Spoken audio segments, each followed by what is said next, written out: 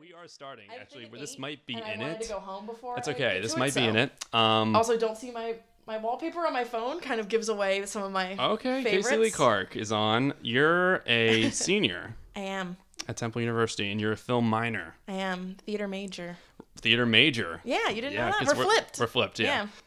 I've told you this a few times. You're one of the most well-watched people I've ever met in terms of movies. Like, you've seen nearly everything. There are plenty of people. Oh, no. There are plenty of people online or famous people that I know have seen more movies than me. Yeah, same. But only like one or two people I've met and friends with that I can say like, oh, they have seen as much, if not more than me, and you're one of those two people. Okay. It's really impressive. Like, every time I run into you at school, where you're caught up. You're on top of everything. You've seen what's recently out, and that's awesome because I love seeing things right when they come out and being in the conversation. We listen to a lot of the same podcasts. Yeah, and I'm definitely like, this year I wanted to be up on it more, and like I've seen all the Best Picture nominees, which was something that I was like very proud of, because every year I always want to do that, and I think last year I only got like half of them. Right. And even then with like this year I wanted to make it my goal to see all the Best Picture nominees, directing, writing, and acting. I've seen all but like a few. Same like adapted screenplay, I haven't seen all those. I think I'm missing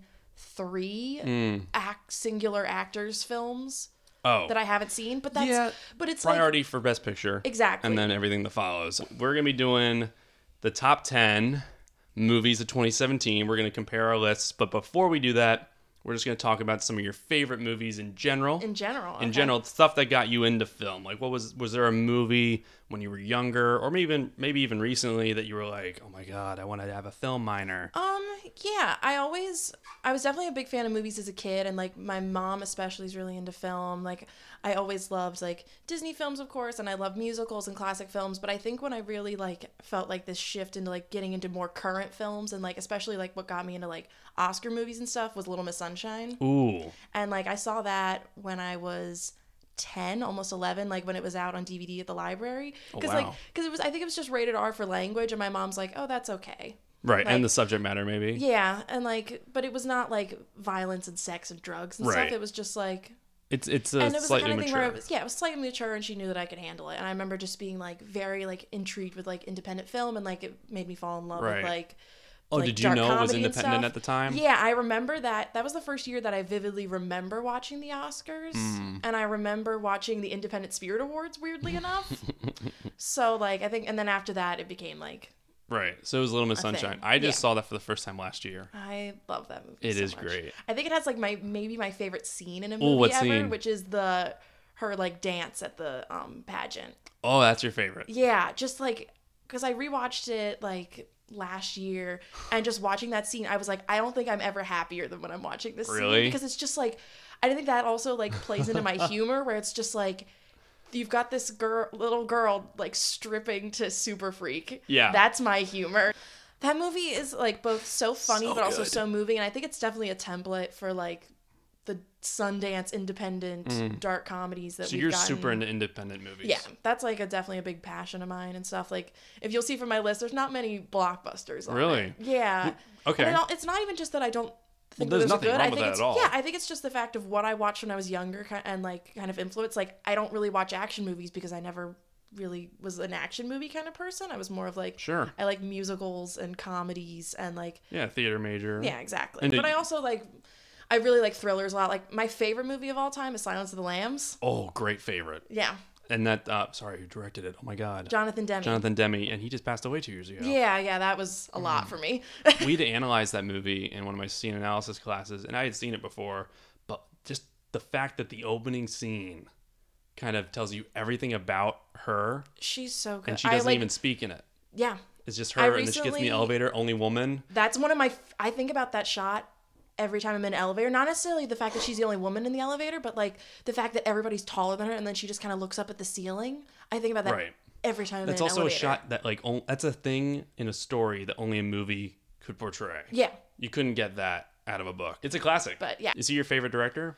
No, I don't know if I necessarily have like a favorite director. Yeah, that's a hard question. Because there's classic ones and then there's modern ones. Right. Modern ones, I'd probably say like I'm a big Wes Anderson fan in the sense that like I've never seen anything of his that I didn't like or love completely. Really? Yeah. You'll notice like most of my top 10, it's like they moved films that have like emotionally affected me. And like, well, yeah, because usually I think like if a film makes me cry, then it's done its job. Okay. I think so because so there's some films that are supposed to be emotional that'll make me slightly tear up but not cry. Yeah. But if a film can like make me like audibly cry, and I cry at almost everything, but like okay, and I don't want to like spoil a top 10, so I'll cut this out if like this is in there. But did you see something like Wonder? I didn't see Wonder Because that's a movie for me that I know if I saw I'd cry, and I don't necessarily know if it'd be that. The thing is that I've heard that movie was a lot better than people thought it would be. Oh, okay. Like people thought it was going to be this like it's kind of preachy, Lifetime-y movie. Yeah, and then I think it was even on like Christian's top 10. He was like, "This movie surprised me a lot. I didn't like expect to love it." Yeah. I mean, like sure. All right, well, I think we should move on to the top 10s because we might take a while talking about these movies. So did you want to go through? I'm going to go through the rules. I might have them memorized. We're kind of following a formula off of a show that we like a lot. Are we going to post this and then tag them in it? We should tag them in it. They won't watch it. I feel like Rocha might listen. See, the thing is, though, is those people, they live in LA. They drive a lot to places. Maybe. Because I know like a lot of them talk about, I listen to podcasts when I drive. Right. Which is like, then you could just like turn something on and just like listen to it and it'd be nothing. So who knows? Who knows? Who knows? If you're listening, John Rocha and Matt Knost. Hi. Yeah, they're in LA. They have a show, Top 10, and they have a different topic every week, but they also did one for 2017. I love their show, and we're going to follow their formula. So basically how it works is we both come with top 10 lists. We don't talk about it in advance or anything. There's no ties, none of that bullshit. But basically I do my bottom 3, 10, 9, 8. She does her bottom 3. I do my next 2, you do your next 2, and then we trade one apiece until we say our top 10s. I just copied exactly what he said. But if one of us says a movie that might be higher up on the other's list, we do something called punting. So say at number 8, I have Transformers The Last Night, and you have that at number 2. You'll be like, we're going to punt. So we're going to wait to talk about it till we get to her number 2. And now she's not going to tell me what spot it's in. You're just going to say, I have that later down the road. Yeah. So, okay, we're going to wait. So we don't want to talk about stuff twice. Yeah. Now, if it's like, I have it at 8 and you have it at 6 or 7, we'll talk about it. Yeah. So, yeah, we're just going to kind of go through that. Do you think we should say spoilers? I think I'm going to say yes. If it's movies that we've both seen. I think we should talk spoilers. Then we can have a genuine discussion about it. Try to refrain, but if it's one that you gotta talk about. Yeah, if it's a film that like I'm like, how have you not seen this kind of a thing? Right. Like kind of like how we basically spoiled a bunch of Little Miss Sunshine and of course Silence of the Lambs because we're like, we'll talk spoilers, but we'll say the movie beforehand, and then we'll get right. So you'll be able to fast we're not just gonna be like the movie that had this. Right. And then we'll do honorable mentions afterwards because that way we don't spoil each other's list. Because I feel like there's some on my honorable mentions that might be on your list or vice versa, or then it kind of. So many. First of all, incredible year for movies. Yes.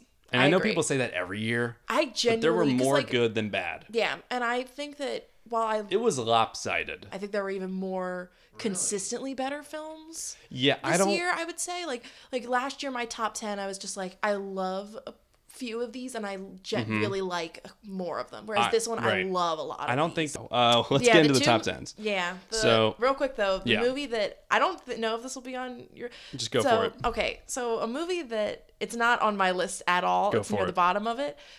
But I didn't like it, but anytime I see it on somebody's top 10 list, I go, I respect that. Okay. Mother. I did see it. It's not on my list. No. I just saw that a few weeks ago. You saw it? I did. I saw it in theaters. Oh, wow. I rented it. Yeah, it's What did you think of that? Darren Aronofsky. I'll say Jennifer this. Lawrence. It does not deserve those Razzie nominations. It's not that Doesn't bad. deserve that. Does not that bad. I think she's great in it. She is great in it. Especially because I think we've gotten so used to her shtick lately of being like this was different. She's vulnerable. Took a risk. The sound design. The sound design's great. I think the cinematography's beautiful. Where's the Oscar nom for the sound design? Yeah. But like didn't work for me. It didn't work for me. Didn't work for me. And it's a kind of movie that's very uncomfortable to watch. Like you don't enjoy watching it. Interesting watch though, because I think, and we're not gonna do it right now, but like so much fun to talk about with people. Yeah. I talked with Tyler Bonner about it. Oh really? Oh yeah, we talked about it for a while. I think I liked the first half of it more when it was more like grounded in reality. When like when it goes crazy near the end. It goes crazy. Like not even an understatement. I like when people were talking about how this movie's batshit insane. It's insane. I was like, okay, sure. Oh my god. And then you see it and you're like, yeah, it's batshit. but like it's let's get to our top 10s. So I think you should go first. You want me to go first? I think because it's your show. What? I want you to go first. I don't want to go first. Oh my god. How am I gonna put this? I'm thinking about how on the top 10 show when they do it, when they have a guest, the hosts go first and then the guest goes. Okay. Even though I know the format. I'll go first. I know. Yeah, we know. That's awesome. You know the format. I think my top 4 have been settled. My 5 have been settled for a while. But the bottom 5, I've been swapping in and out. Me too. It is. It might be different tomorrow. I'll be honest. Right? Me too. I don't know. My number 10, and I can't believe it's 10. I wish it was higher. Any other year it would be higher. Is Blade Runner 2049. So guess who didn't see Blade You didn't Runner see it? Oh my god. So this is going to make me sound like a bad film fan. Have you seen the original? No. That's why. Not many people have. It was the kind of thing where I have also been told, like, it's the kind of film that takes you not years to get into, but like... Oh, I think multiple viewings. Yeah, and I like, just from what I've seen of the newer one, I'm like, yes, it deserves cinematography. I do. Absolutely. You do need to see the original, I think. Yeah, I agree. I mean, you can enjoy it. You won't enjoy it nearly enough, though, or as much. Well, 24, I'm not going to spoil anything, but it's probably the most well-made movie of the year. Yeah. And maybe it's up there in all time. It's just such a well-made film. It looks beautiful. Oh, it's technologically surpassing anything else on the list in terms of like what Villeneuve is doing. He is one of my favorite directors right now. He's brilliant. Now, I haven't actually fully seen any of his movies. You haven't seen Sicario? I know. But he's one of those directors where, like, I haven't seen anything, but I know he's brilliant. Arrival? Didn't see Arrival? Don't talk to me. Okay, no problem. Well, he's one of my favorite directors. He's 4 for 4. This might be 5 actually. He's crushing it. I love his film Enemy a lot, and this one might be his best because you can't remake a classic, and it's really hard to do a sequel to a classic. He did a sequel to a classic. Yeah, and a lot of people, we were like not sure if this movie was going to be good, right? Because it was, on the one hand, you're like, okay, this is a great team behind it, but it's still a sequel of a classic movie. I know. How many years later? He went for it. That's the thing. He went all out. He didn't pull any punches. All out. He told his story. It's an original story. There's a lot of differences. I still love it. If I had a criticism, is I think it's too little too late. I think it should have came out a lot sooner, and there's some themes in it that have been investigated in movies like Ex Machina and shows like Mr. Robot, Westworld, that I think it's now just, okay, here's another one investigating that. Still really well done, and I think, and obviously most well-made movie. The experience of seeing that film. Oh, totally, in theaters, and it should get every production Oscar. I'm talking sound design, maybe even production design, cinematography. Roger Deakins, get him that Oscar. Get him that This Oscar. is amazing stuff from him, and just all the technical stuff is the best of any film this year. Yeah, love Blade Runner 2049. Number 9, I just saw it today. Okay, I am so happy and like shocked how good this movie was, and that I liked it more than Blade Runner. Ingrid Goes West. I'm so mad that I haven't seen that yet. I'm so mad because I've heard it's brilliant, and I have a friend that lives out. I've heard a friend of mine that lives out in LA. He was telling me about. He's like, you have to watch this movie, and I'm like, I know. And like when it was in theater, I was like, okay, I'll go see it, and then I just never have watched it, and I feel bad because I know I would love it. Well, I mean, this is kind of a fresh review, and whenever you see something, you put it high up. Yep. I have a feeling though it's gonna stick for me because it's the most 2018 or 2017 movie you can make in a good way.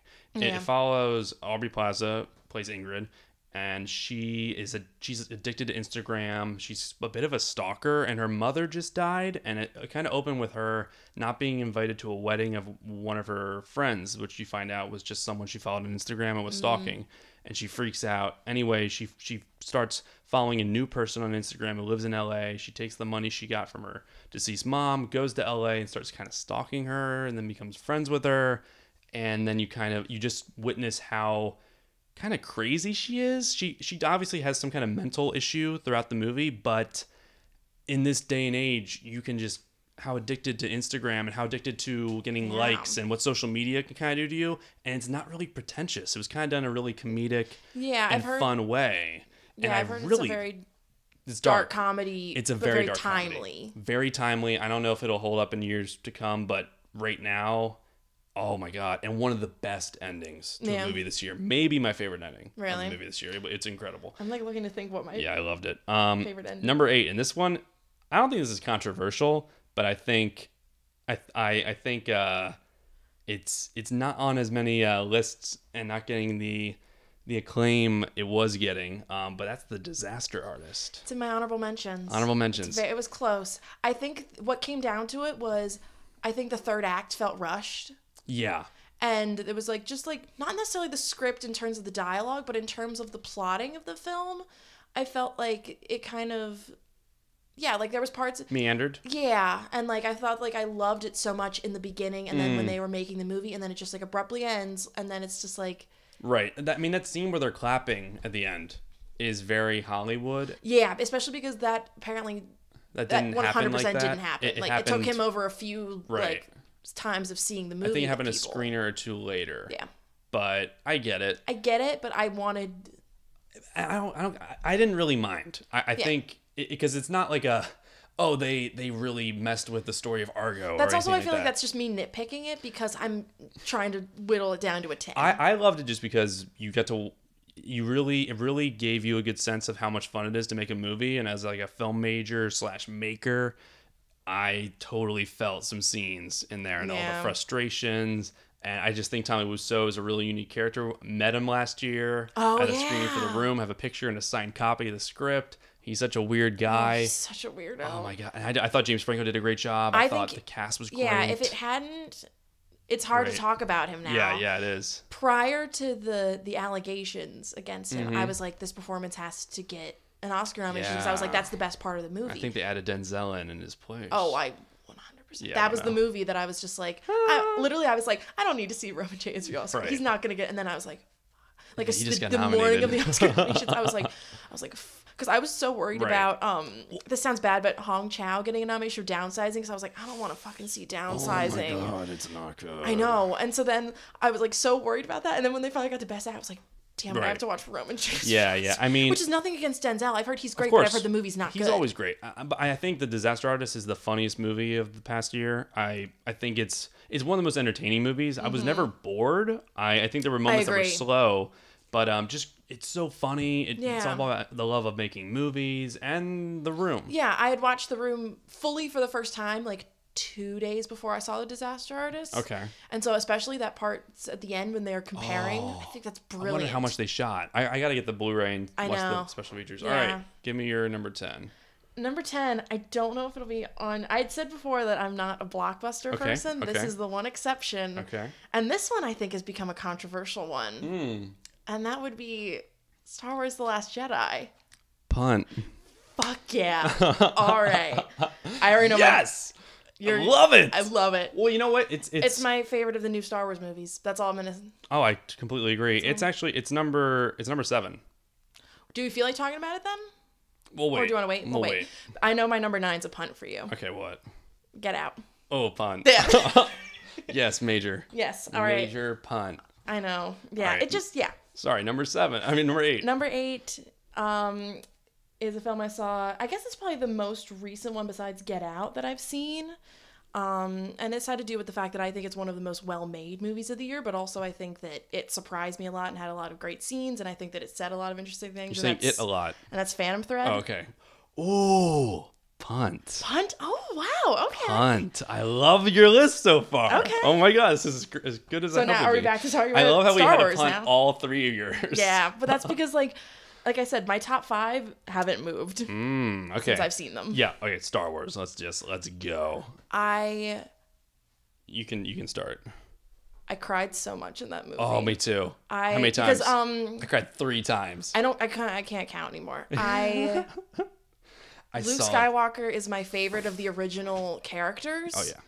And it's funny, at first all of us are going in and we're like, if I see Luke Skywalker die with my own 2 eyeballs, so many expectations. But then when he did, I'm just like, this is beautiful, go.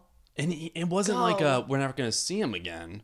Yeah, because I think we're going to do some peaceful. Force. And I think we're going to do some Force Ghost things. Oh, totally. Oh, they have to. Yeah. And I think that everything with, I'm going to say it now, I think he should have gotten a Best Actor nomination. Because I think supporting. I feel like he is the lead in that. He's not a lead in that. He's not in the last half hour until the Okay, whatever. But I totally agree. He should have been considered. Brilliant. I think it's his best. The way they handled Carrie Fisher, it would have been so easy. A lesser filmmaker would have just put her out that air chute, the window, and then she's dead. But guess what? Didn't. Like, no, they filmed all of her stuff. They kept the story they wanted to tell. Yeah, which is good, because then that scene with her and Luke. That scene where she's in space, I love. People are like, oh, she's flying. And like, you're like, oh, you can tell it's CGI. And I'm like, it's so beautiful. Yeah. And plus, like, she got to use the Force. I think we've already talked about that before, where she's definitely Force sensitive, but not. And maybe they were gonna do something in 9. I hope they recast her, honestly, because the character they clearly were setting something up. I have a theory of what they're gonna do. Right. Well, let's just keep talking about the movie. Though. I mean, my favorite scene, hands down, is Yoda.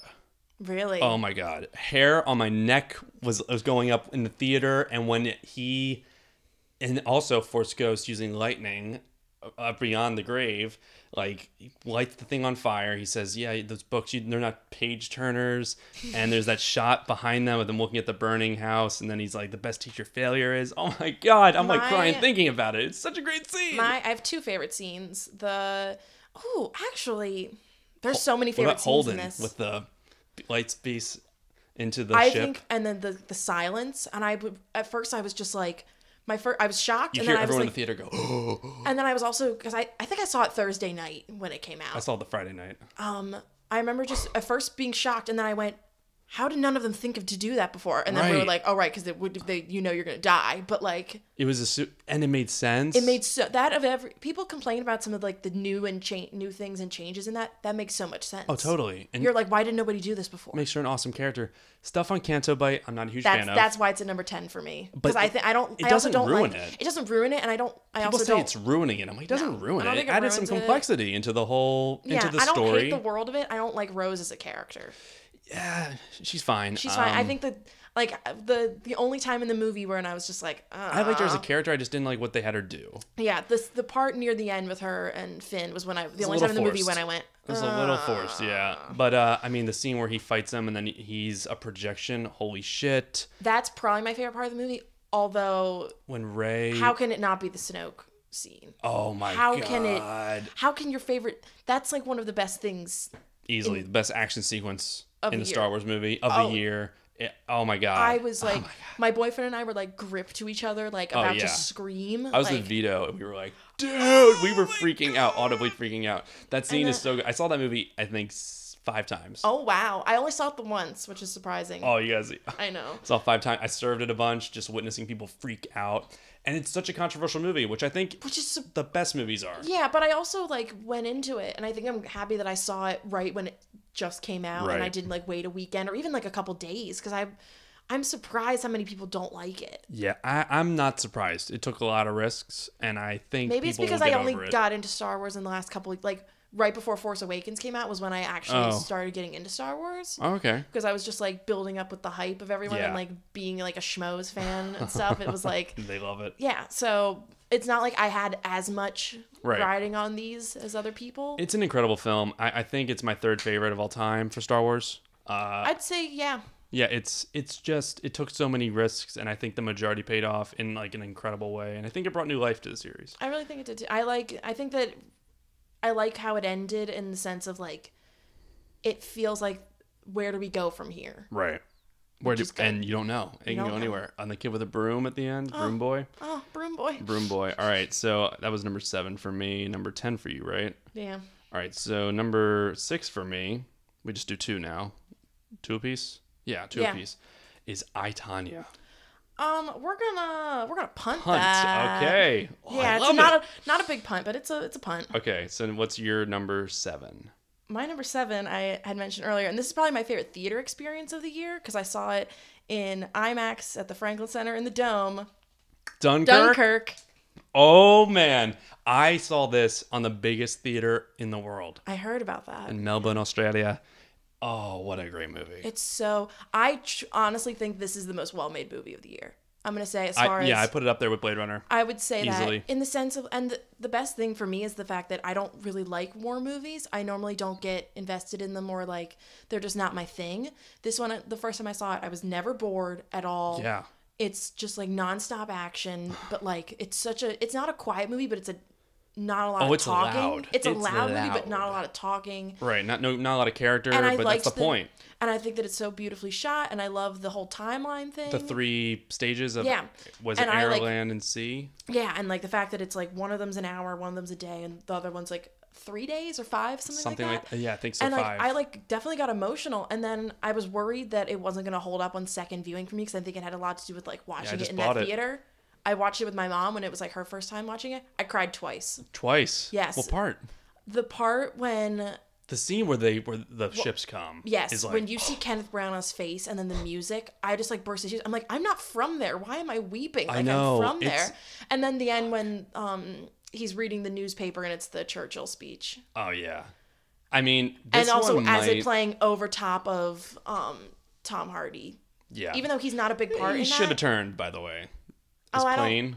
I don't mind that. He just landed.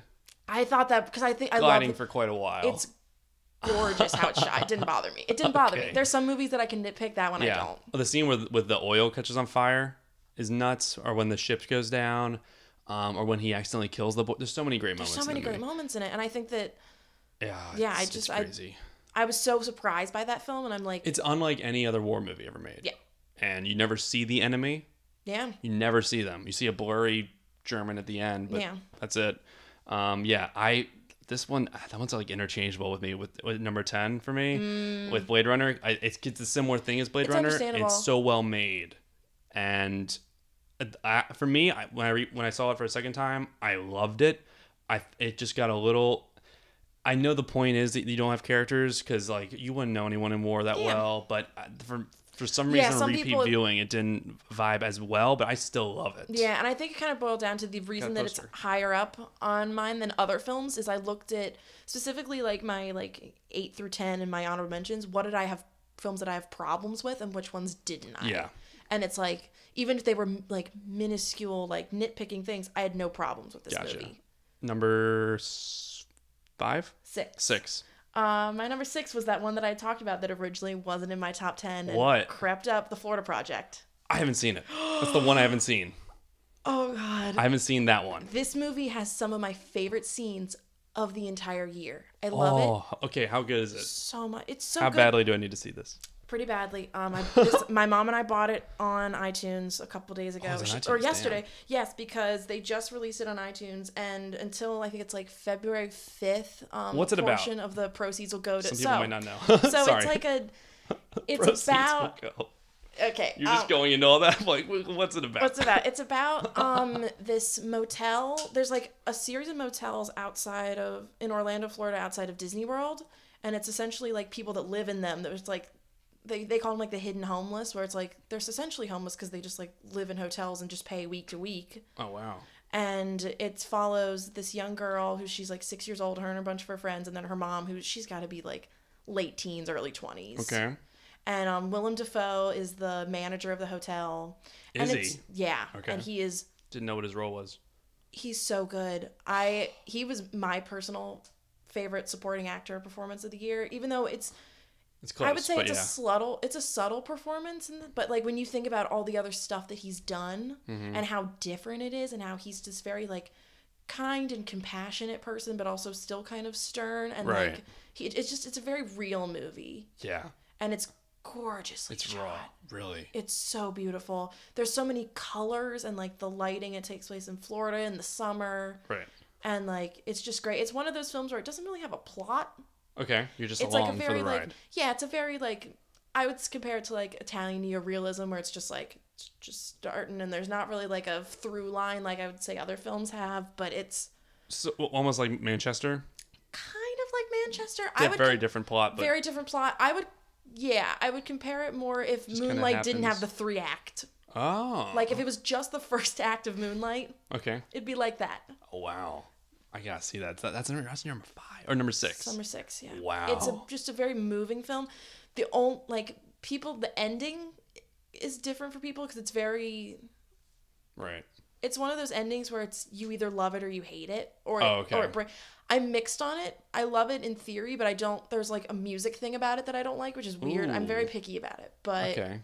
Interesting. It's just like a beautiful and yeah, there's so many scenes in it where I wish you'd seen it so we could talk about it. Okay, I'm sorry I didn't see. I was wondering. I was like that, or I'll watch Call Me by Your Name, and I saw Call Me by Your Name. That's awesome. All right, so I think we're at my 5 now. My 5 was a punt from yours, which is Phantom Thread. Nice. I saw this a week and a half ago. Yeah, this is like the last movie I saw in theaters. You see all at the Ritz? Yep. Yeah, that's where I saw it. Oh my God.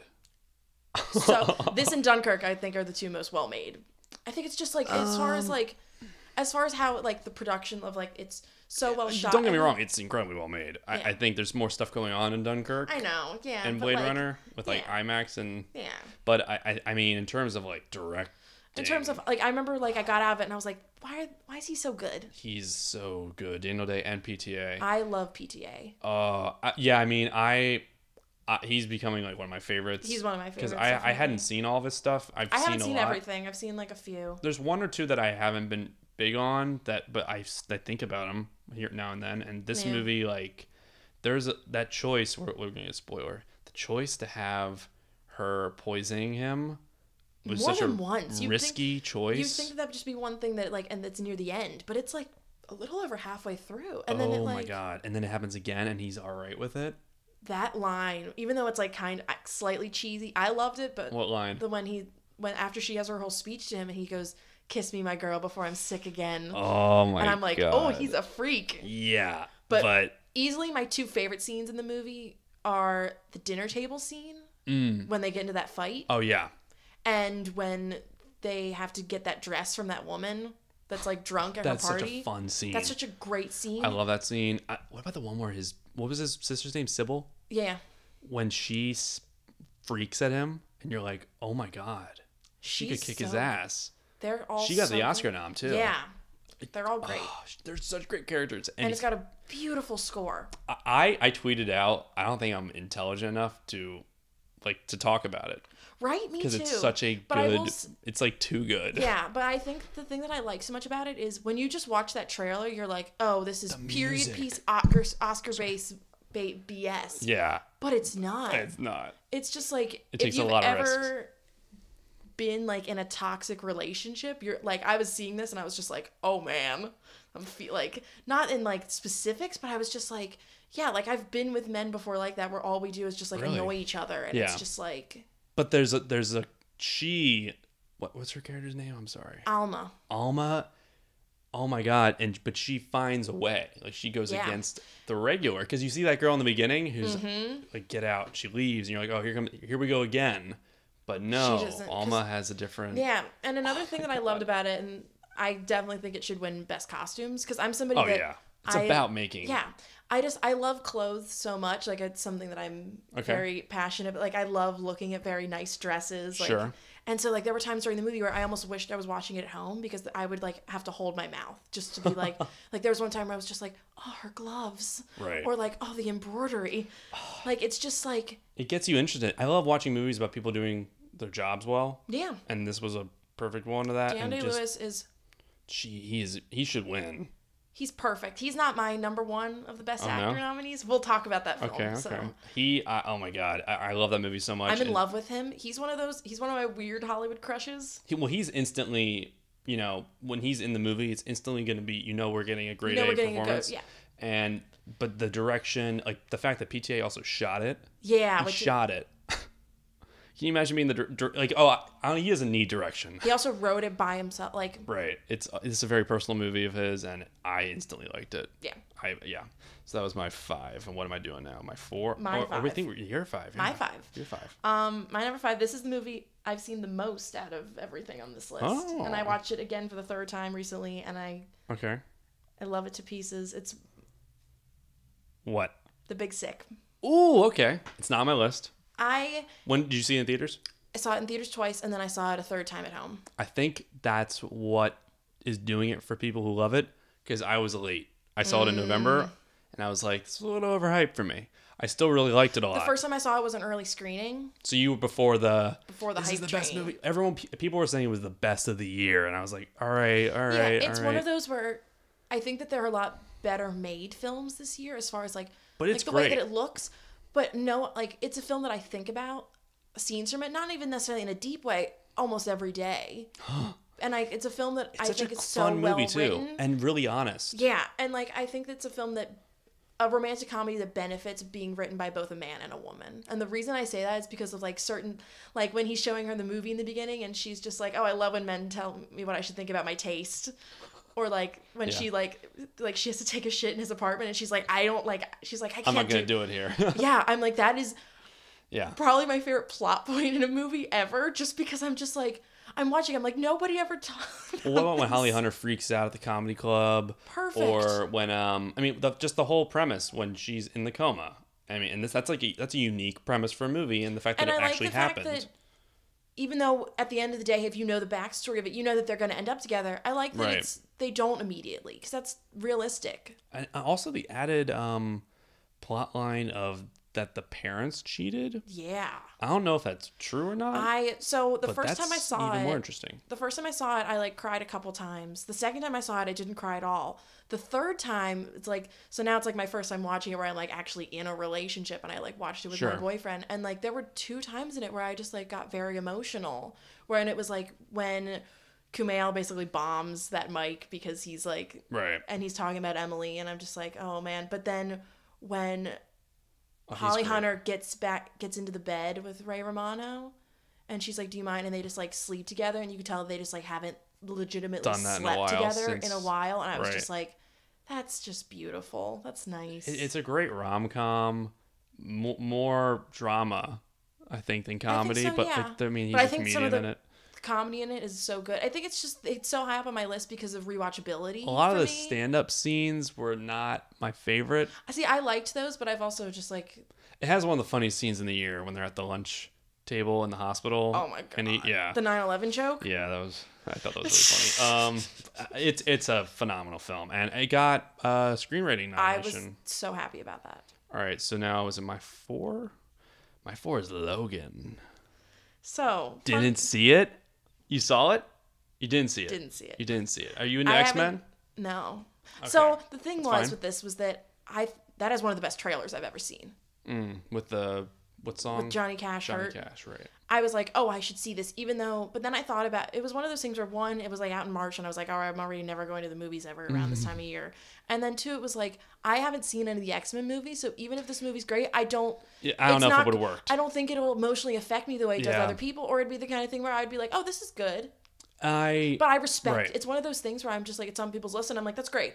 I think it was such a rewarding movie. Because if you're an X-Men fan, X-Men movie fan, this one felt like, okay, this is what I stuck around for. If that makes sense. Because the other 2 Wolverine movies are not really great. The guy who directed this one did the second the one? Most recent, which was The Wolverine. I've heard that it's significantly better than the first one. Oh, significantly better. The ending flops. Yeah, I've heard that. It's shocking how bad the ending is, but throughout it's pretty interesting. And to the X-Men movies in general, I've always followed Wolverine. I don't think they do that in the comics. I never read the comics, but he's been the character that audiences have latched on to. This is his like 8th or 9th appearance as the character. He's been doing it since like what, 99? 99, and I mean he's phenomenal, and this is easily his best performance. Hugh Jackman, I actually thought he should have been considered for a nomination. Yeah. Patrick Stewart is heartbreaking in it. Yeah, if you know anything about Professor X, he can control people's minds and do stuff with mind control, and he's getting seizures. So when he gets a seizure, everything around him freezes. And there's this even a little subtle hint that something happened in years past at the X-Men school where a few X-Men died, and you're like, what? It's such a deep... It's rated R. Yeah. It wouldn't have happened without Deadpool. Yeah. Oh my God. I'm getting chills thinking about it. It's a phenomenal film. It's the best comic book movie since Dark Knight. I'm thrilled it got a adapted screenplay nomination. Yeah. And I thought Patrick Stewart should get nominated. But it was a tough year for supporting actor. I think you should give it, I mean, if you're ever going to watch the X-Men movies, wait to watch it then. But if you're not, like, totally check it out, because it's an incredible Western. There's great performances, and it's an awesome action movie, and it's the best Wolverine you'll see. Some people might think it's a little too late because of the rated R, because he is a character you needed to really get a rated R to get the full sense of him.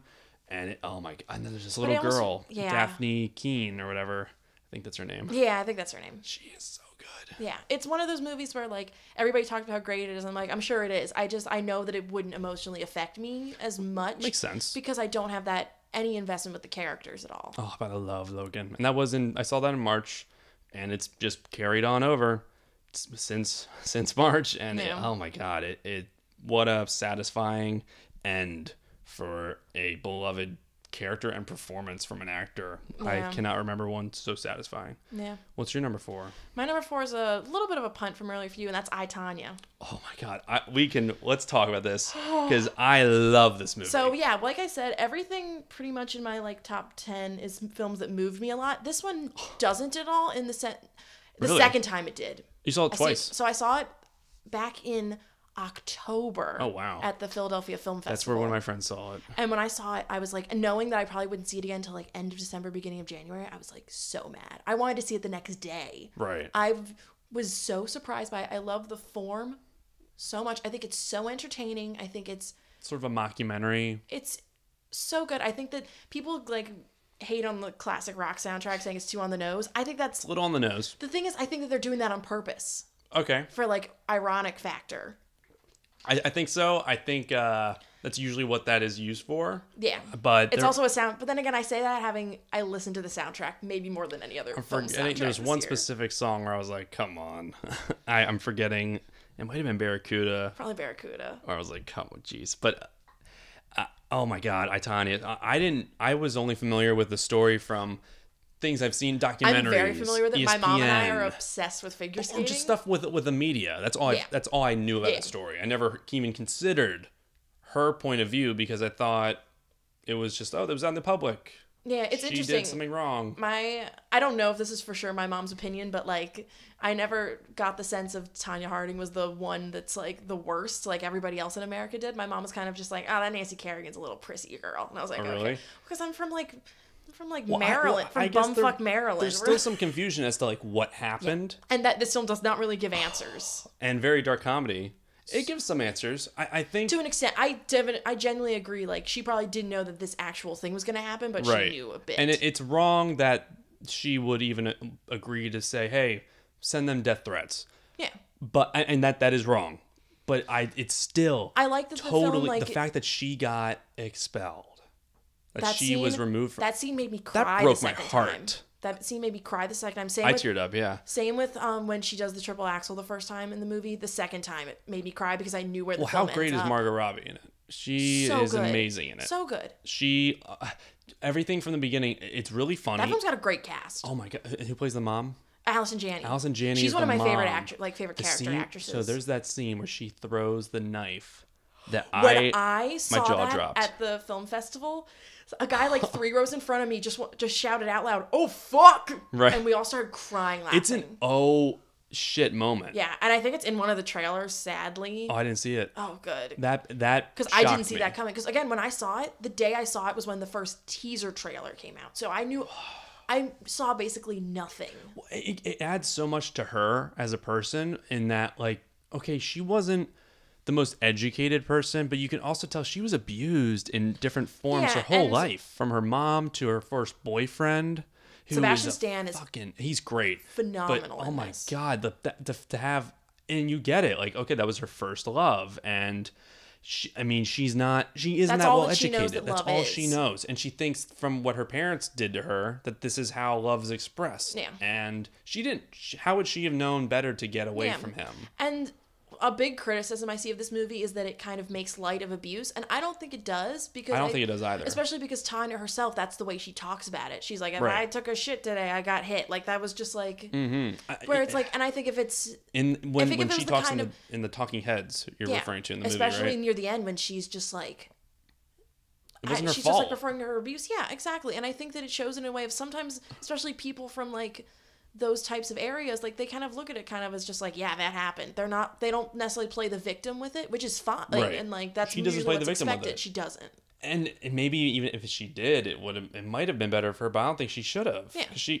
The scene where she doesn't get the best score at one of the tryouts for the Olympics, and she goes into the parking garage to the guy, and he's like, "You're representing our nation. Like, we're not going to risk that on you." It was so telling that it's all about looks. This is the sport, right? It's half of it's okay. You did well, you did the triple axel. Yeah. But your personality didn't match up. Yeah. What? One of my favorite facts about this movie is like the director was like, okay, Margot's going to do as many of her stunts as she can, then we're going to have a body double. Right. And so when they went to like their figure skating like consultant for the film, they were like, okay, we just need somebody to do the triple axel. And she goes, there's only 4 women in the US that have ever done it. And 2 of them right now are training for the Olympics, so they're not going to do it. Right. So that's I guess some people's other complaint is like the CGI. I didn't the triple axel. I didn't notice it, but that's also because I'm not that intelligent about that stuff. Neither am I. I was like, oh, it didn't bother me at all. I mean, it is the fact that it makes you rethink the Tonya Harding scenario. It made me like her. That's such an accomplishment in the movie, and also just the scene where she calls out the audience. She said, like, you made me, you laughed at me. It's about you feel bad for laughing earlier in the movie. Yeah. At some of the jokes. Yeah. Well, another thing that was also shocking is her boyfriend's friend Sean in the movie, you're like, he's such an over the top character. Then they show in the credits. I'm so happy that they showed all those. That's how he was.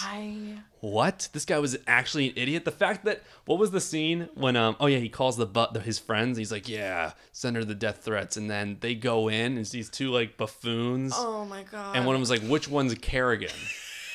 Like, he actually said that, and then he went out.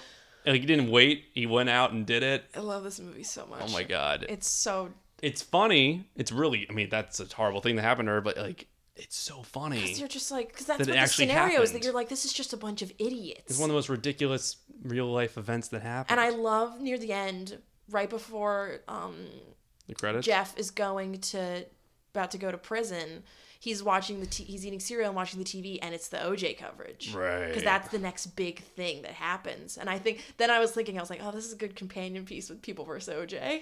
Oh, it is. I love this movie so much. It's such a great film. It's so great. It's one of the best sports films I've ever seen. Even, I'd say, like a biopic about an athlete. Because I think it's like a slightly unconventional one. Before her last skating performance, when she's getting ready, and she's looking in the mirror, and she's like, when I crying. saw that the first time, I was like, can they make this her like Oscar take? Like, you know when they show the clip before? Yeah.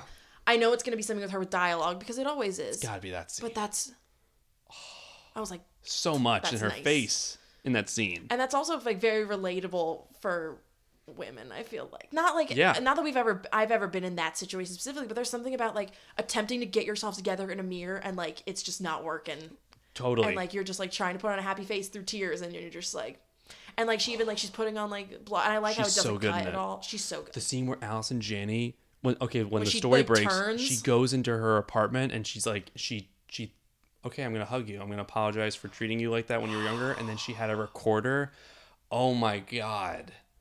Oh, my God. This movie's so good. It's so good. And not enough people. It didn't get enough praise. It should have been nominated. Yeah, it should have been a Best Picture nominee. Fucking Darkest Hour. Get out of here. Darkest Hour. All right, so... Then you're number 3? Number 3. Oh, well, yeah, that was my number...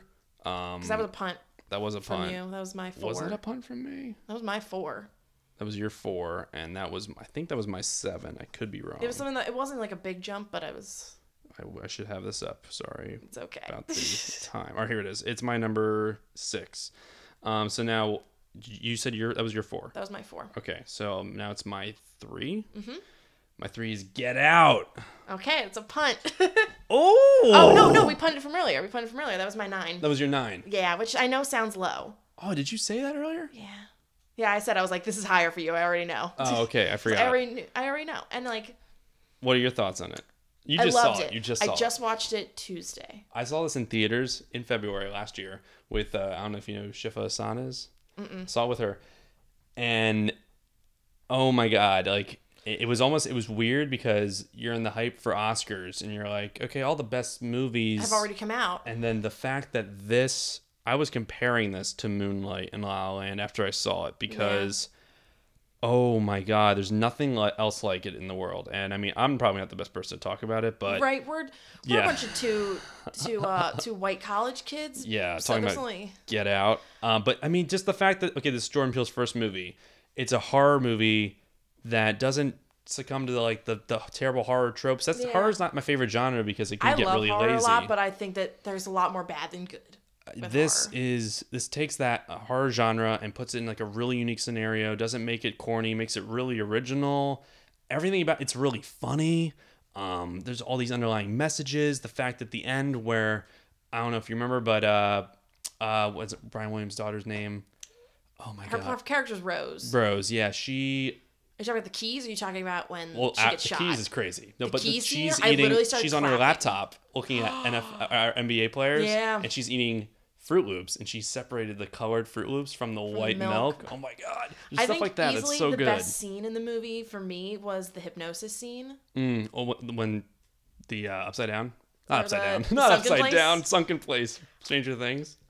I didn't even want to blink during that scene. And like visually stunning that and scene terrifying. alone is where you're like, I get why Daniel Kaluuya got a Best Actor nomination. That alone. Is there a better crier in a film ever? I don't know.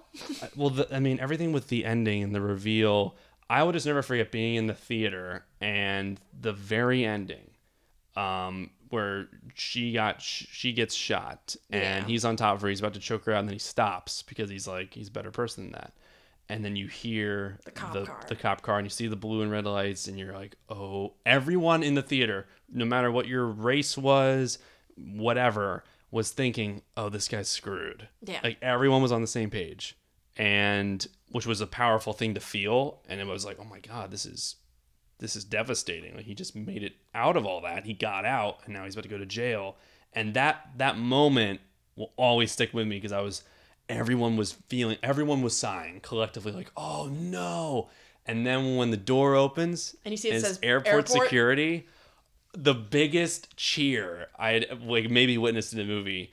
Everyone went nuts, and it was hilarious, and also really like you were really happy, and it was moving. And then he gets in the car. He's like, "I told you to go in the house." And they drive away. This movie is phenomenal. I loved it. I think the main reason that it's lower on my list has to do honestly with the fact that I waited so long to watch it, in the sense that I knew so much of it. You did? Yeah, I think so. Like, I feel like, so I wasn't shocked as much. I also think that I think the film really picks up once they get to the house. Okay. That's when because I remember like before it's like really kicked in, I was kind of just like, I don't think this is going to be in my top 10. You have Redbone playing and you're like, this is a year old, but when I saw it, it would just come out. Yeah. But then as soon as they get to the house and just like that the world building of that also, and like I think that there's so many great scenes in that, and I think the scenes of tension work better for me than the comedy, even though I like the comedic scenes a lot. Yeah. Like when they cut back to when they cut back to him and he's like trying to figure out where he is and stuff. The cop scene. As much as that scene's hilarious, I wish they almost had put it somewhere else in the film, because I was so invested in where Chris was. He was like in the basement thing, and you just watched that video. Right. And I was just like, I was so tense. I was like, what happens next? And then it cut, and I was like, to get out. And I was just like, what? Yeah, but it's phenomenal. And I especially, after I watched it, I told my mom to watch it because she doesn't really know any of the spoilers, and I'm very intrigued. Did she like it? She hasn't watched it yet. Oh, okay. Because she's just gonna. I'm told her just to buy it, and then she's gonna use the digital download code thing. What's your number 3? My number 3, I don't think it's on your list. And that's Call Me by Your Name. Okay, we're gonna have an interesting conversation. Look, I love this movie. Other film moved me more. I wish I had more time to think about it because I just saw it last night. I just saw it literally last night. Okay. Less than 24 hours.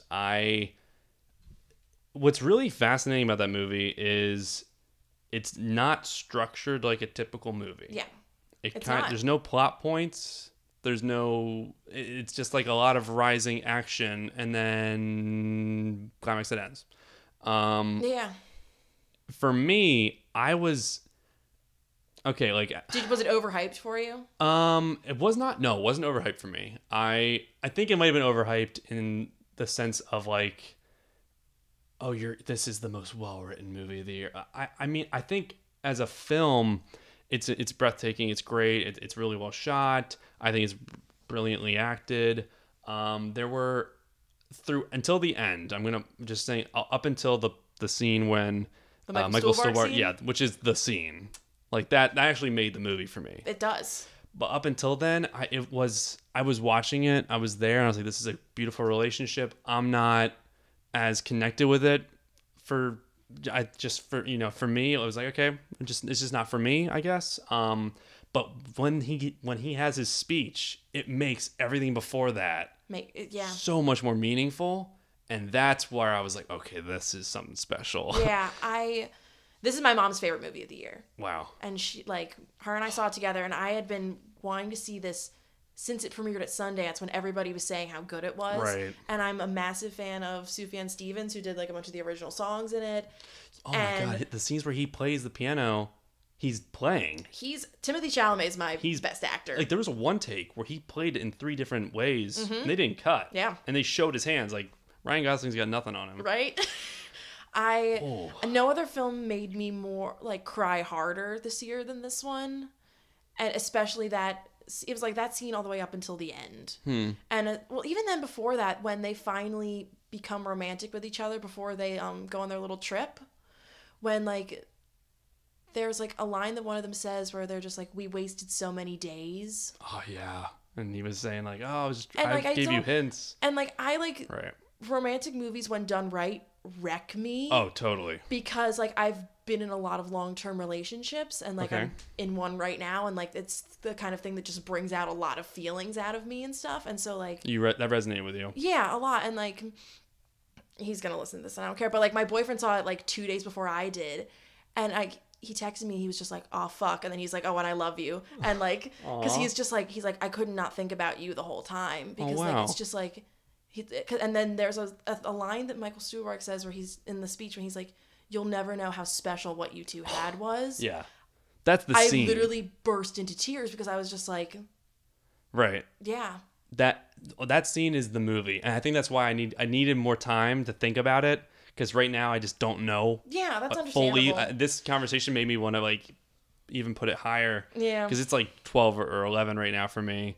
And it should be higher now. I'm thinking about it. And I also love I just need more time. The dance scene with Love My Way, which I love that song to pieces. And like I like the way that he's just kind of like looking at him, and you're like, he likes. Well, how about those credits where he is on screen, and it's my one mom take, and I cried on most of the car ride home. And the fly, which I don't know if that was intentional or not. There's flies a lot throughout the movie. That's like a big thing. Right, which is a fleeting life of a fly, fleeting relationship. Who knows? Symbolism. I love that movie. Oh my God. Jesus. And do you think Chalamet... Oh, okay. So you've seen that and Phantom Thread. Do you think it was Daniel Day or Chalamet? Chalamet for me, personally. But that's... He might be.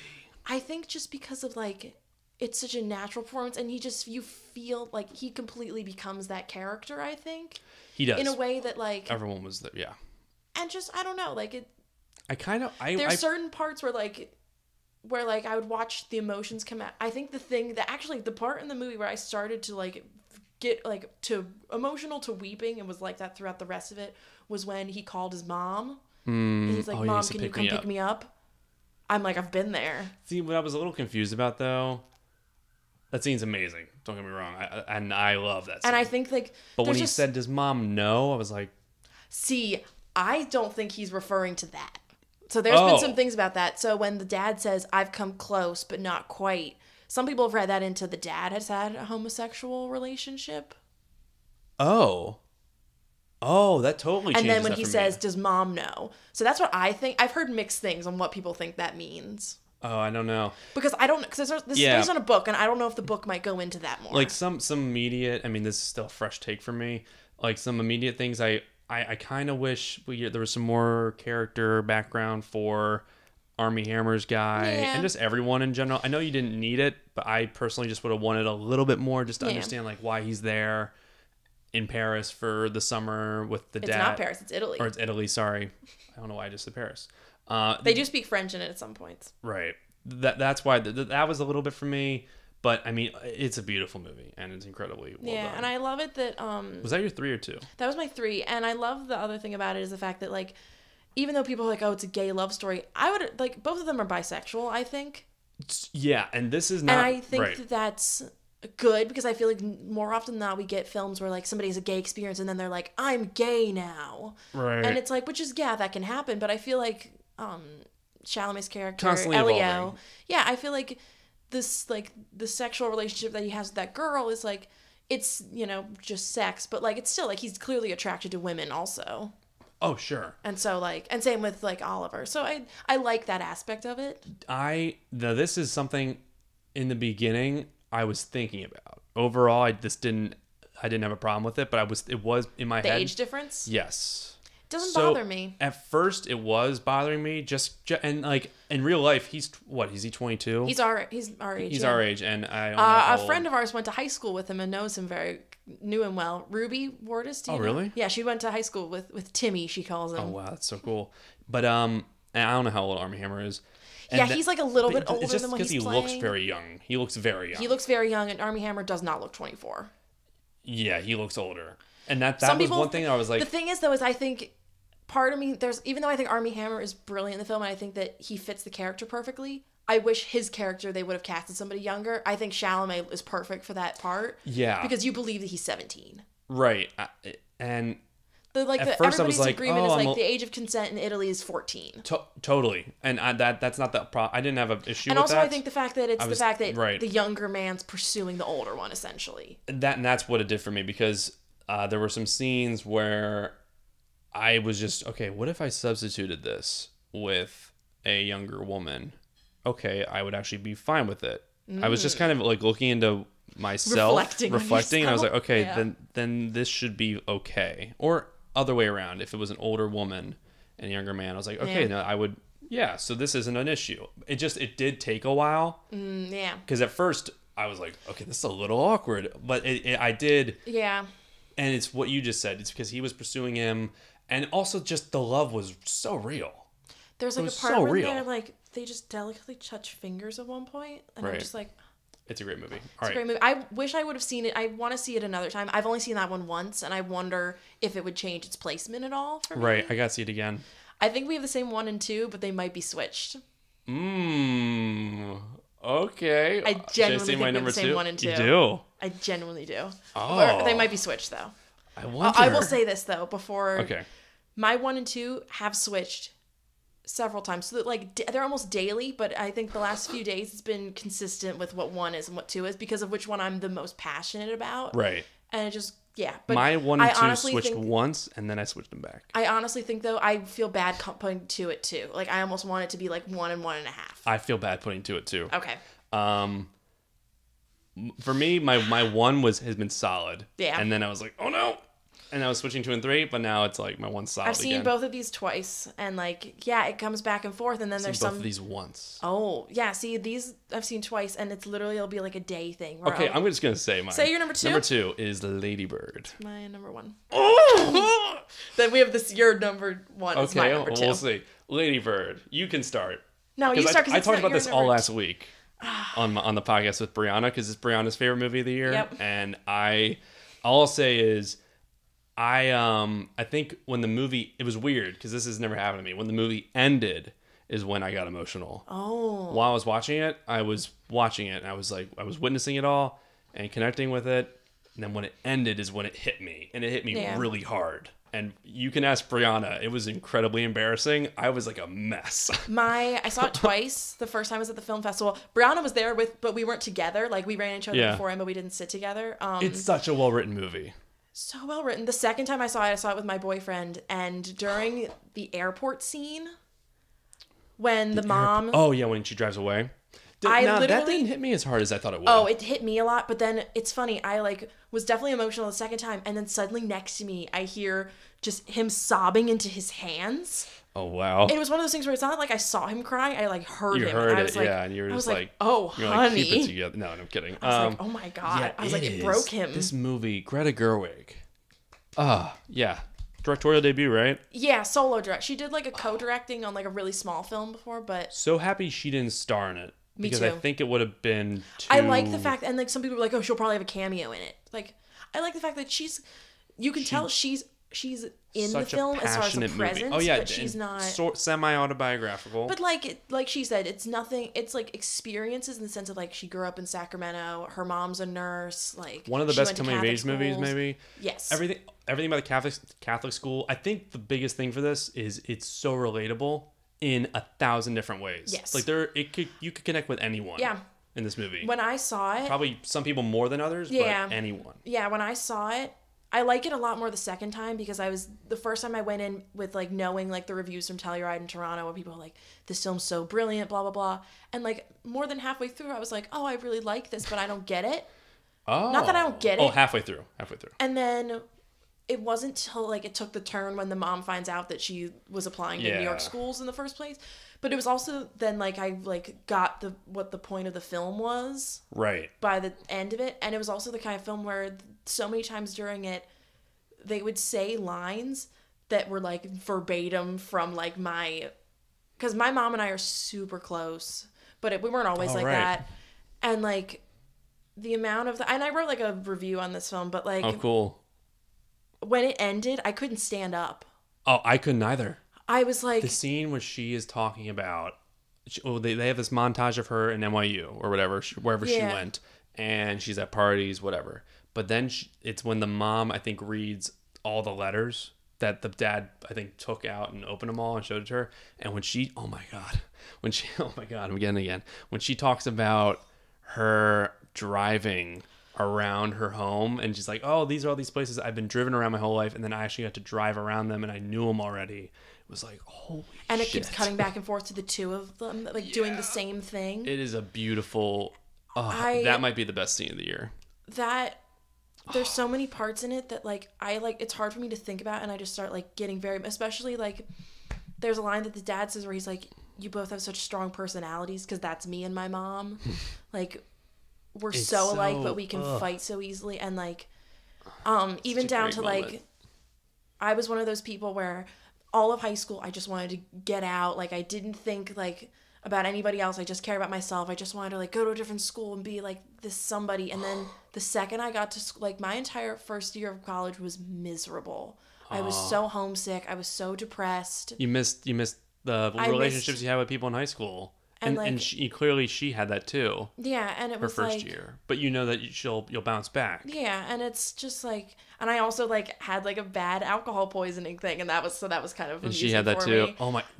Okay, that's sorry to get off track, but what did you think of Sorry, you continue. I didn't mean. No, you're fine. What are you gonna? So what did you think of when she looked at that boy with the eye bandage?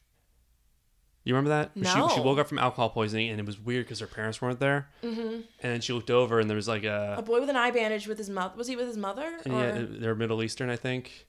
I think there was just nothing to that. I think it was just like that's what else is here. Like, I guess people with like. I don't know. Yeah, I don't know. I thought there was. But yeah, as soon as I got out of it, I like had to walk around City Hall for like an hour and just like cried, and like I texted my mom and told her I loved her, and I was like, you need to see this as soon as you can. Yeah. And it's really interesting. So I really want to see this again, like with my mom, like when we're home, because she saw it by herself. And as soon as she texted me, like we had a phone call afterwards where she was just like, she's like, yeah, I saw you and I a little bit, but I mostly saw me and Baba, who's my grandmother.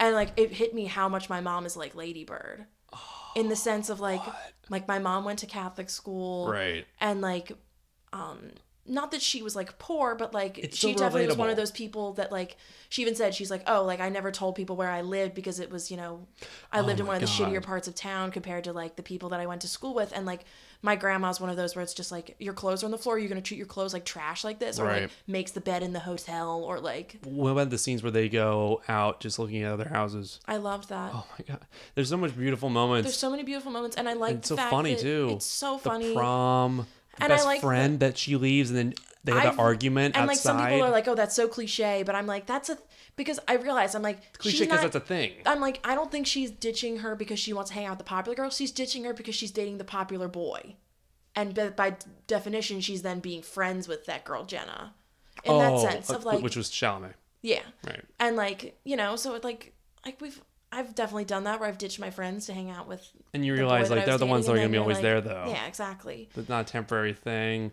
Or the scene where she loses her virginity, and then like the mom picks her up. Oh my god! And she just breaks down in the car, and like she doesn't have to tell her. Right, it doesn't even have to. It doesn't matter. Say it. The scene where she, one of my favorite scenes in the movie, other than the ending, is when the gym coach takes over. Oh my God. And he's like, we're going to go here. You're going to go here for the theater. So funny. So fucking so funny. It's such a well-written movie. It's oh my God. It's so well It just boils down to like why it's my favorite is because it's the film that I'm most passionate about and that I think about so much. And like I can watch this.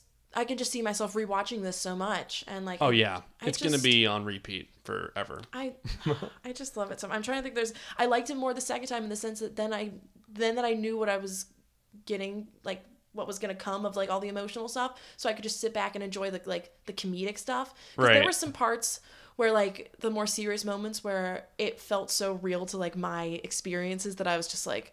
Like when the mom's just like nothing's ever good enough, and like because I've had those fights where like with my parents and like but it's beautiful, it's so relatable, brilliant. Oh my God. And you see it's a really cool coming of age movie in that if it doesn't even have to rely on like high school cliques or cliches. They're there, but not in like it's not the main point. Yeah, the college things in the background the whole time. And one of the things that like I love watching interviews with Greta and her talking about it, and like one of the things that she said a lot, she's like about how the importance of it also being about the mom is like one person's coming of age is another person's letting go. Is what like she keeps saying, and I'm just like God, I love that. I love it so much. It's also like a movie about getting older. Yeah. Similar to Last Jedi. Yeah. Yeah, instead of growing up, it's also about getting older. Yeah. Oh my God. Yeah, it's an incredible film, and I was flipping that with my one, which was Shape of Water. It's my number 2. Yeah. Oh my God. So close. There are days when it's my number 1. Right. I'm probably about to start crying just thinking about Shape of Water. When did you see it? I've seen it twice. When did you see it? Because I saw it. You saw it before I did. I know saw it in New York when it was only in New York and LA. I saw on it like a whim. It just happened. I was saw available. It before Christmas. I think before winter break. I think. Right. I mean, and then I saw it again by myself because the first time I saw it with my boyfriend, the second time I saw it by myself. My favorite soundtrack of the year, if it's like score and songs combined. Completely I agree. love the fact that I feel like it's so many movies in one. In the sense of like, yes, that's what I love about it. It's not just a romance. It's not just a romance whimsical, though. But it's a thriller, but it's sci-fi, and it's Cold War. Cold War drama at one point. But I think like the whimsical. It's a heist movie at one point. And I also. We could probably get into this also with it, but I love the fact that it doesn't hold anything back in the sense of like it goes for it. It's a very whimsical movie, but it's also very dark, and it's got a lot of language, and it's got a lot of sex and nudity. Michael Shannon, when he's with his one of the most hated or hateful villains, and he's great in it. He's so great. Yeah, that scene with him and his wife.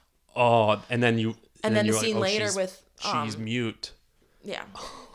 How great is she? What's her name? I love Sally Hawkins. That's her name, Sally Hawkins.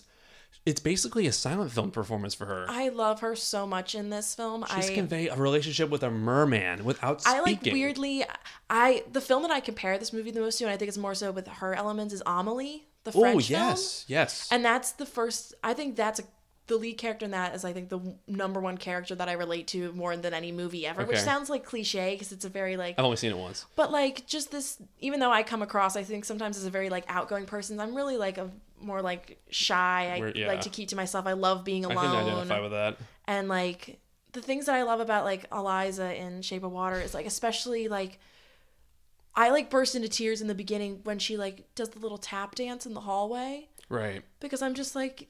And like I do that delicate sometimes. Movie. It's so delicate. You know, it's very. You can tell that Guillermo del Toro. I love him so much. Oh, I love him too. It's very similar to Lady Bird in terms of there's definite inspiration that you can probably, if you like really look into it, cite with the filmmaker, which is so cool. I love that. And just the characters are so great and just really unique a lot, and you don't see them a lot in movies. It's a film about where outcasts. Her relationship with her roommate Richard Jenkins. He's so my good. Favorite performance in the movie, probably. Really, I love him in that. The scene where he goes to that the cafe or diner, and the guy first freaks out at the black people coming in, and then he's just like, and then at him. Yeah. And then I love your heart out. It breaks my heart when he comes back and he's just like, "You're all I have. I'll do whatever you need me to do. I'll do." And I'm just like, Oh yeah, I know their relationship is so beautiful. You don't see that relationship in movies. Also, Octavia Spencer, the friend at work. Yeah. We all have a friend at work like that. She's so great, and like a thing that she says a lot about how much she loves about the movie is the fact that like, you know, the lead character can't speak, and so essentially all of her dialogue is being said by a black woman and a gay man. Yeah. And like, I didn't even think of that. Yeah, and so it's just like. It's oh my god! And then to the scene and this is almost a make or break scene for people, which I'm musical? shocked. Yeah, the first time I saw that, is my definitive favorite scene of the year. The first time I saw that, I cried, sobbed. One, because I thought it was beautiful, and two, because again, like I said, like, and this is the closest I think I've ever gotten to what La La Land made me feel. Right. In the sense of like, I love musicals so much. I grew up on them. And so when a film can just be that like magical and mystical and beautiful, it's just surprising. Yeah. You didn't see that coming. And I love the fact that the musical scene is not too long. Not in the sense it's like brief. I like the way that it slowly goes back into reality of like it slowly goes back to her talking to then her like not being able to like it. Yeah, and also like she wishes more than ever that she could speak. Talk. But then at the end you realize like she didn't have to. She didn't have to. Because he can't. And like my favorite it has my favorite score. Good. I hope it wins best score. Desplat, right? Yes. And you'll never know in the credits. Oh, it's so good. My mom saw this the other night, and now we just send each other egg emojis. Oh, the egg. Everything and Michael Stuhlbarg also in this movie. Michael Stuhlbarg, MVP. What the scene where he has to go to where he first is with the Russians? So his death scene is gruesome. Really gruesome. Like. That's hard to watch. But you believe like I wish even. So I love Richard Jenkins into pieces. I wish Michael Shannon would have also gotten a Best Supporting Actor nomination. Yeah, I think he deserved it. I think he deserved it. Yeah, he's the reason the movie kind of works. Yeah, I feel like that villain, like, because you could immediately be like, oh, he's just bad and that's it. But it's a little more complicated than that, especially when you have to do the time period. The other thing that I love about this film, and even though it's not brought up in it much, is that it takes place in Baltimore, and I'm from there. Oh, really? Well, I'm from north of Baltimore. I'm from Harford County. Oh, that's awesome. Yeah, and so it's just like that was a cool detail.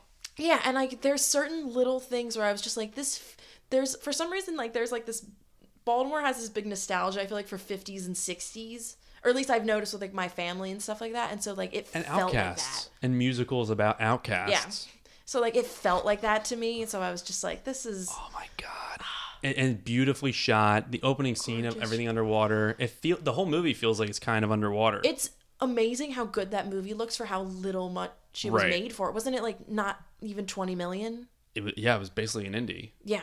I mean, it wasn't, but it was basically an indie. Like it looks like it was made for a lot more. And like I also love my favorite scene in it is when Eliza's talking to Giles, and like it's like basically like a long monologue of her when she's like, I need you to repeat everything that I'm signing to you, and she's just like, what am I can't, my mouth moves when no sound comes out, just like him. People look at me as different, just like him. And then like she says the lines in the movie that make me bawl my eyes out, where it's like, when he looks at me, he doesn't know what I lack or that I'm incomplete. He sees me for what I am, as I am. He's happy to see me every time, like, every day. It's so good. This movie's perfect. This movie is perfect. And it will win. I mean, I want it or Our Lady Bird to win, but it will win. I know. I want those are my best picture winners. There's some people who don't like it. Okay, yeah. I don't get how... Now, maybe this is just me, but people that are just like, oh, that Shape of Water movie is just too weird for me. Maybe I'm a weirdo, but I've seen way weirder movies. I think it's also being like I get it. I kind of get it, but I'm also just like, I think my favorite Disney movie is Beauty and the Beast. Like, I'm very much like, that whole thing doesn't, like, I'm like, what's so weird about it? Right. And definitely inspired by things like that. And maybe it's because it's live action. Maybe. I don't know. But I love it to pieces. I want to be Eliza for Halloween. Just like with the little scars on the neck and like... Their gills. The ending makes me bawl my eyes out, especially the poem. Oh, yeah. The poem. That's when my mom said that's when she started crying. And Michael Shannon isn't like the cliche, I have a gun pointed at you and then something happens. Like, he pulls the trigger. Yeah, he shoots her. I think that's like very powerful. Both. Yeah. And I like when the amphibian man, as we will call Merman, him, when he gets up and he's like, and like Michael Shannon's just like, you are a god. And I like the fact that he slits his throat. Like my mom's like, oh, I expected him to bite his face off. Like, no, he just ended it. Well, that's our top 10 list. That's our top 10s. Oh my God, Casey Lee Clark. We have similar tastes. We do, and also slightly different, which is the best. Yeah. Thank you so much for coming on. Oh, did we want to do our honorable mentions? Very briefly, because I do need to go soon. Yeah. For a rehearsal, very, very quickly. Let me see. There's so many. I'm just going to read them off. I can't really go into detail on a lot of them. Yeah, same. How many do you want us to go through? You start listing yours. The only one that I'm going to say a brief thing on is the one that I wish was in my top 10, and I love to pieces, and that's Baby Driver. The other ones are 3 Billboards. Same. Columbus. Have you seen that? I rented it. I haven't seen it yet. It's so good. Ghost Story. That's in my honorable mentions. You saw it? Oh, yes. Fuck yeah. Dunkirk for me. Call Me by Your Name for me. It. Fucking loved it. Didn't see it. I love Thor Ragnarok. Did you see? There's a movie called Brad Status that I really heard that enjoyed. was really good. Yeah. Wind River. I haven't seen that. Personal Shopper. Kristen Stewart. Need to see Personal I thought Shopper. you would have seen I that. got the freaking Netflix Lady Gaga documentary, Gaga 5'2" in my honorable mentions because nice. I cried a lot. Girls Trip, Wonder Woman, Big Sick, Guardians. I have The Post in my honorable mentions. The Post, yep. The Post. And a film that nobody saw and nobody talks about that I think has one of the best performances of the year is Richard Linklater's Last Flag Flying. Oh, I didn't see it. Steve Carell in that movie. Brace your heart. It's my favorite dramatic performance of his, and that's coming from a Little Miss Sunshine fan. I think it's a combination of that performance and Michael Scott. Nice. And he's just so sweet in it. Yeah. That's the show, and you can plug anything if you want. Yeah, follow me on Twitter and Instagram at Casey Lee Clark. I have a blog where I write reviews. I'm going to be writing about my top 20, so I can go into a bit detail on that. So that's just CaseyLeeClark.wordpress.com. Perfect. Pretty simple. Thank you so much for coming on, Casey. Thank you for having me. And thank you guys for listening.